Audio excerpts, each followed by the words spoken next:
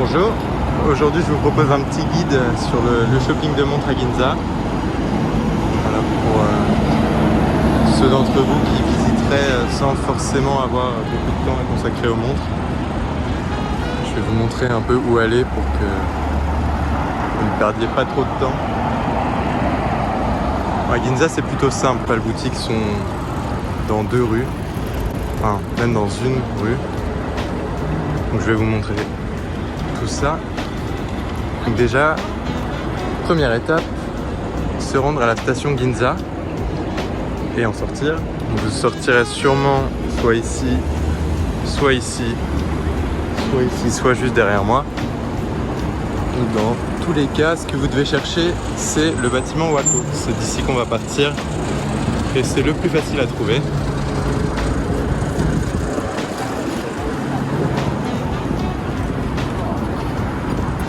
Vous pouvez chercher l'horloge Seiko qui est tout en haut.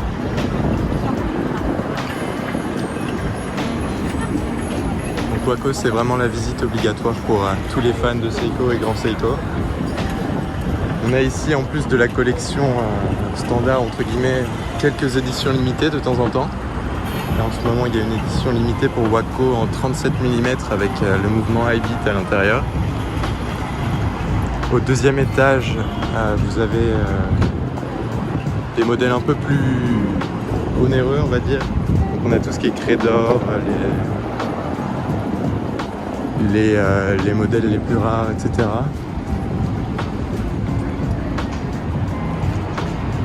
Donc voilà, là je suis toujours sur la rue de Wako. Je vous montre un peu ce qu'il y a autour pour que vous puissiez vous repérer.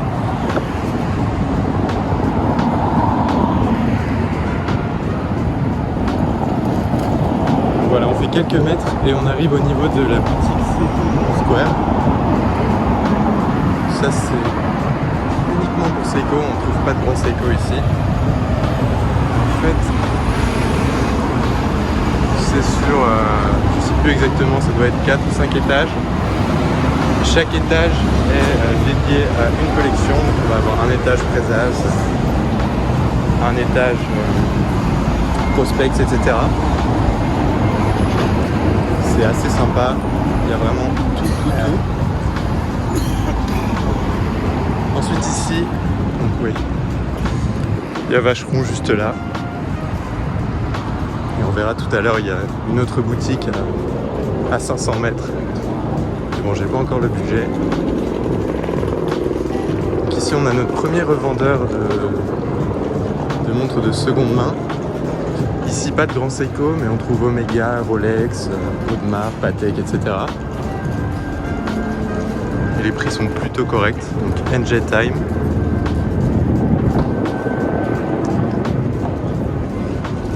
Oui, et pourquoi je vous fais cette vidéo aussi, plutôt que de vous donner une liste des magasins, c'est que c'est parfois un petit peu difficile de taper.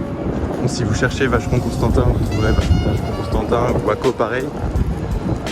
Mais parfois c'est difficile de trouver les boutiques sur Google parce que leurs noms sont parfois écrits en kanji et ça rend la chose un petit peu plus compliquée. Donc voilà, vous pouvez aussi sortir ici de la station Ginza.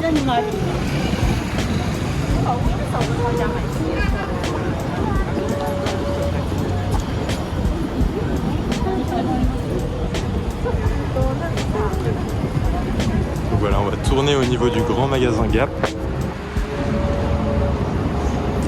Marcher quelques mètres. Et on arrive au musée Seiko. Donc ce musée est complètement gratuit. Il faut simplement penser à réserver à l'avance. Et donc on trouve ici évidemment des Seiko, mais finalement pas tant que ça. Il y a pas mal de machines d'horloges, de machines à donner le temps très anciennes. Et en montre, ouais, on a quelques petits trucs sympas quand même. On va avoir des vieilles 44 GS et 62 GS, les speed timers, etc. Ça vaut le coup, c'est gratuit. Si vous êtes là, profitez-en.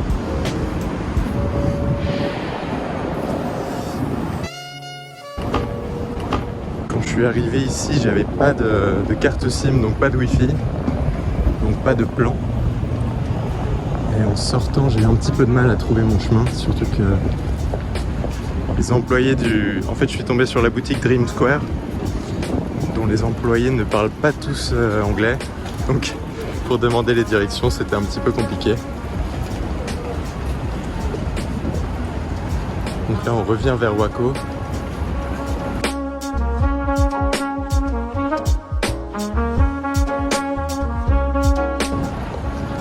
Et oui, si vous êtes perdu, je vous conseille toujours de chercher ce grand carrefour. On a Nissan et Waco à l'opposé.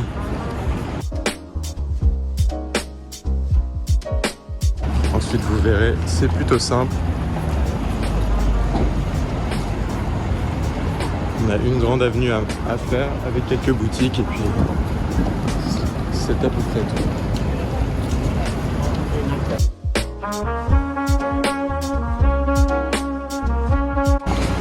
Si vous voulez sortir vraiment au niveau de Waco, c'est la sortie A10. Vous pouvez arriver donc avec la Ginza, la Hibiya ou la Marunouchi.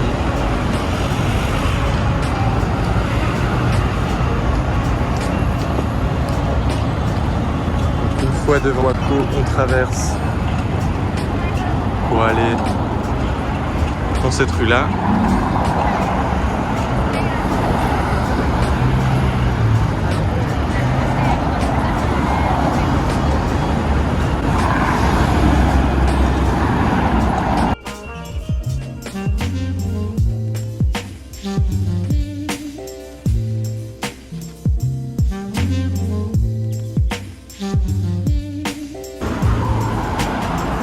Maintenant que j'y pense, là-haut aussi vous avez une terrasse avec des lumières pour Noël. Donc si vous êtes là en période de fête, il ne faut pas hésiter à monter et aller voir.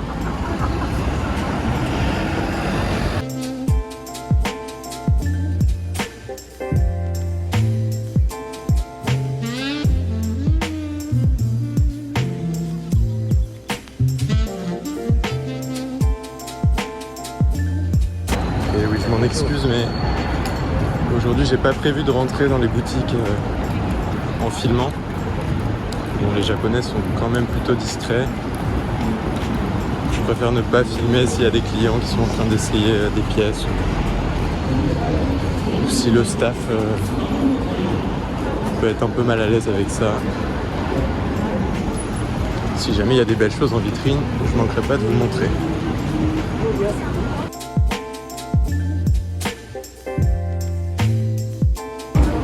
Ici on a une autre boutique. On retrouve des bijoux, montres et sacs de seconde main. C'est principalement des choses type Daytona, Nautilus, etc. GMT Master et autres pièces très recherchées qui ne m'intéressent pas plus que ça. Mais bon voilà, c'est là si vous voulez aller voir.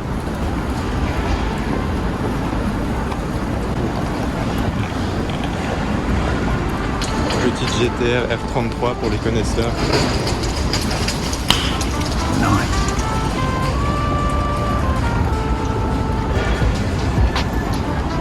Donc là on arrive à Ginza 6. Au rez-de-chaussée vous trouverez Jaeger et Rolex. Bon, ce qui est assez marrant c'est que en France je crois que Rolex oblige les AD à avoir du stock en vitrine même s'ils ne peuvent pas le vendre. Ici il n'y a rien, c'est vide. Il n'y a rien du tout.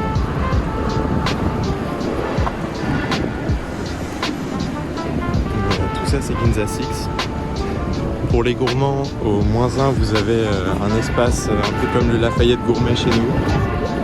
Vous trouverez beaucoup de pâtisseries et autres petites douceurs. Et tout en haut, il y a une terrasse avec des arbres et des bancs. Donc c'est super sympa pour s'y installer s'il y a un peu de soleil, si vous avez de la chance.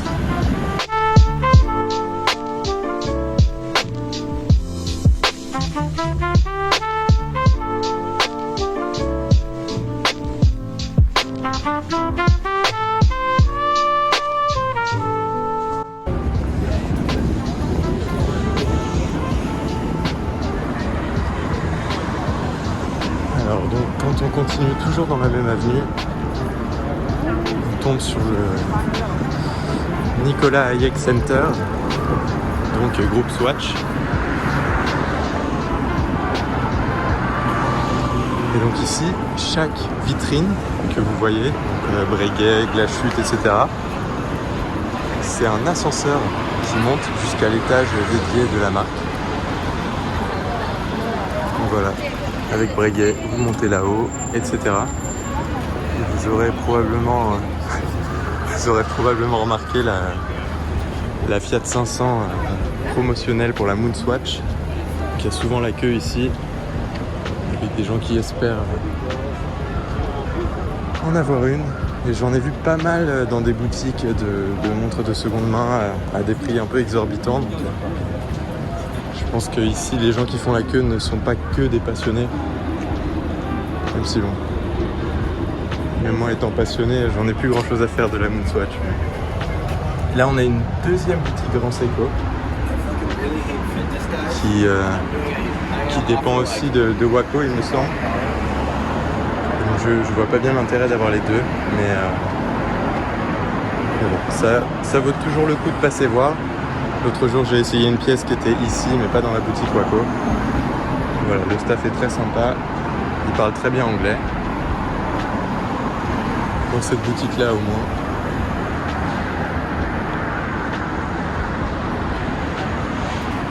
Ensuite en face, on a encore une boutique Vacheron. Vous allez voir que juste ici, on a aussi un AD, Patek et Vacheron. Voilà, vous avez l'embarras du choix si jamais vous voulez une oversize. Enfin, si vous voulez vous mettre sur liste d'attente pour une oversize.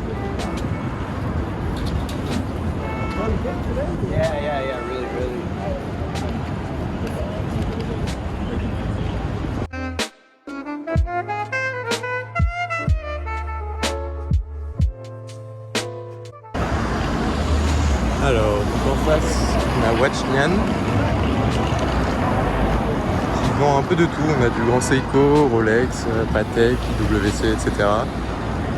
La boutique est très sympa, ils ont pas mal de pièces.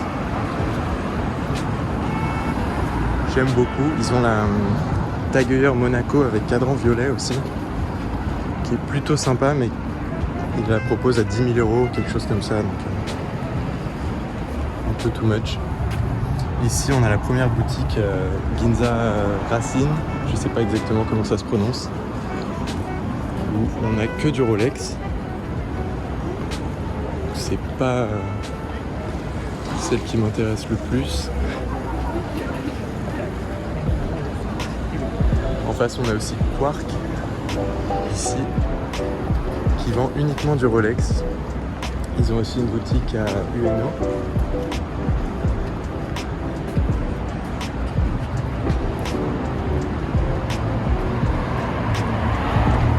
On arrive au bout de l'avenue.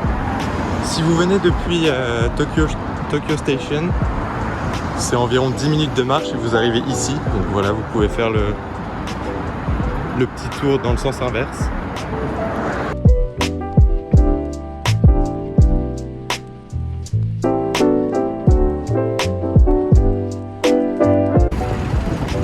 Là, on a un magasin de jouets qui est assez sympa, qui est sur 4 ou 5 étages.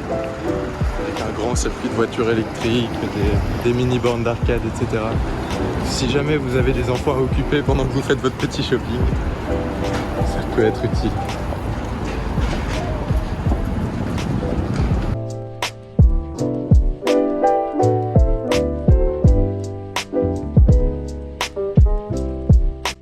Donc on arrive à Ginza Racine, la boutique où on n'a pas que du Rolex. J'avais repéré ici une Grand Seiko SBG R253, mais elle s'est vendue avant que je puisse l'acheter. Voilà ce qu'on a dans la vitrine. Là, pareil, certains parlent anglais, d'autres non. C'est toujours bien d'apprendre quelques mots. Je ne vais pas vous donner un cours de japonais, mais c'est toujours pratique de connaître quelques mots au cas où vous tombez sur Un vendeur qui est seul et qui ne parle pas anglais du tout.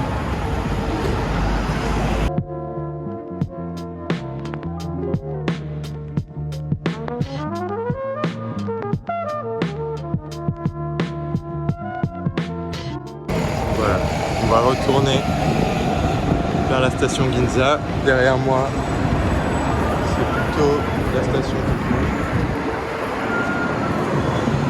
Pendant que vous êtes là, si vous voulez faire un jardin plutôt sympa, il y a le Amarikyo Garden qui est pas trop loin, ça doit être à 10-15 minutes de marche et qui est vraiment super sympa. Je crois que c'est 500 yens l'entrée. C'est vraiment beau. Là on repasse devant chez toi. La Daytona.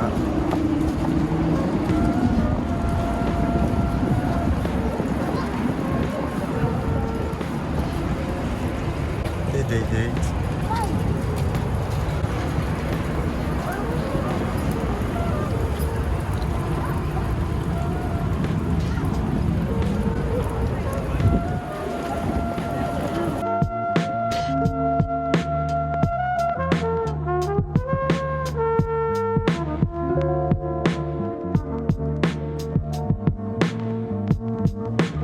Puis Wachnian. Ça, c'est pas pour tout de suite, mais un jour peut-être. La boutique est assez grande.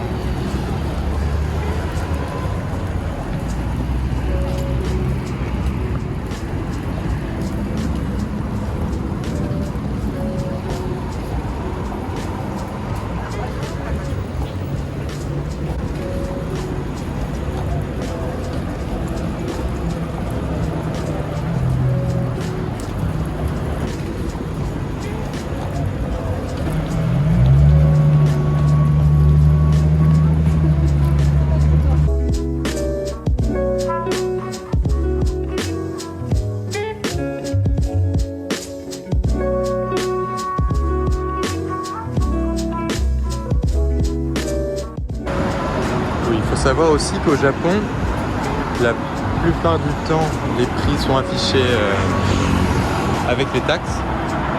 Et donc vous pouvez, si vous êtes touriste, retirer 10% du prix. Moi j'ai une carte de résident donc ça fonctionne pas. Mais voilà, par exemple chez Grand Seiko, vous pouvez encore retirer 10% du prix affiché. Donc c'est toujours sympa. Et les prix ici sont considérablement moins chers qu'en France. On peut trouver la fameuse SBGA. Ici c'est 443. Je crois que c'est 413 en France. Je dis peut-être une bêtise. La Schönbrunn. Ici on la trouve à environ 4500 ou 5000 euros. Alors qu'en France je crois que c'est 6007, quelque chose comme ça. C'est très intéressant.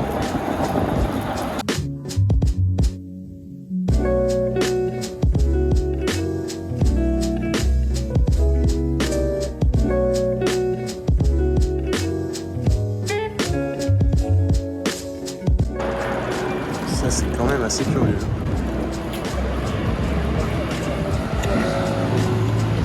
Cette espèce de copie de Jaguar. Enfin bon.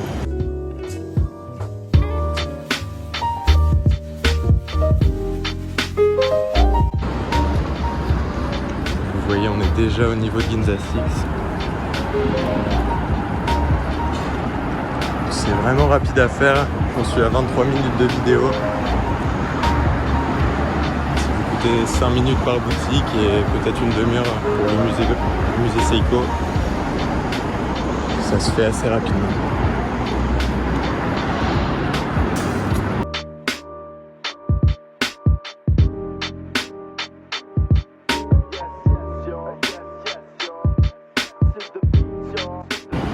Je profite d'être là pour vous faire une vidéo sur Ginza, mais c'est pas forcément le quartier où c'est le plus intéressant.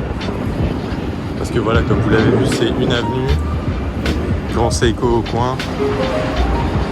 Ensuite, quelques boutiques par-ci par-là, mais c'est quand même relativement facile à trouver. Mais j'essaierai de vous faire une vidéo sur Ueno ou à Shinjuku.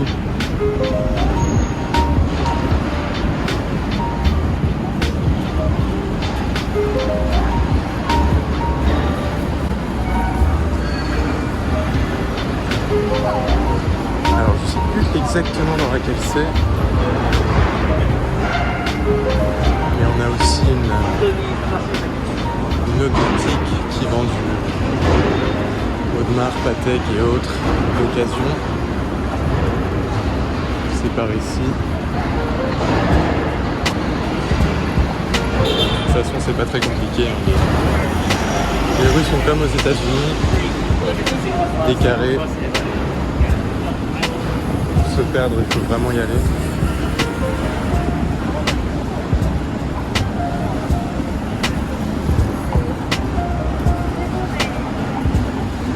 Il y a aussi une boutique Oris ici, je ne saurais pas y retourner comme ça, mais vous devez pouvoir trouver en cherchant sur plan. Il y a une boutique Oris sympa.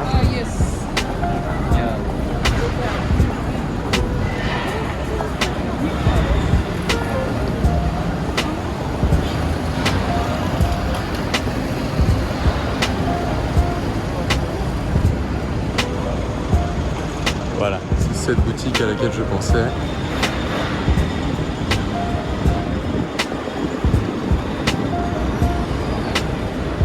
Je dois éviter de traverser à la parisienne, ça se fait pas trop ici.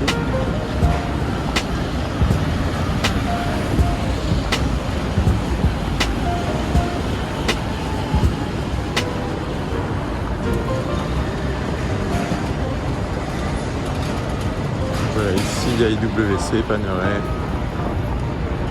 etc.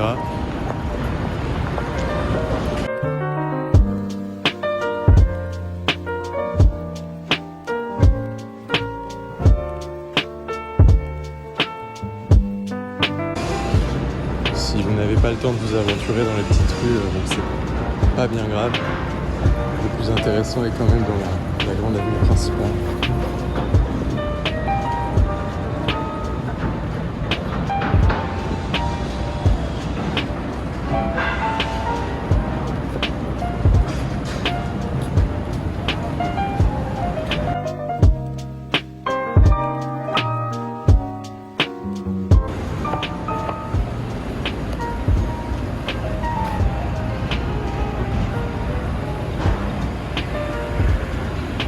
Hourglass, si vous voulez jeter un coup d'œil. Bon, là c'est du neuf.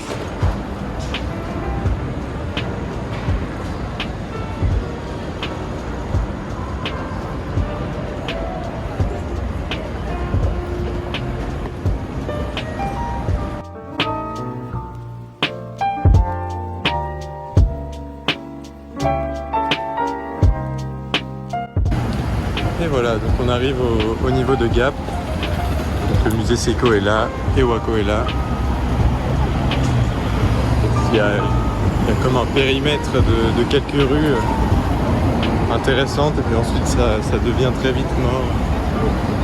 Il n'y a plus grand chose à voir. Donc voilà, il suffit de prendre le métro et d'aller au prochain endroit.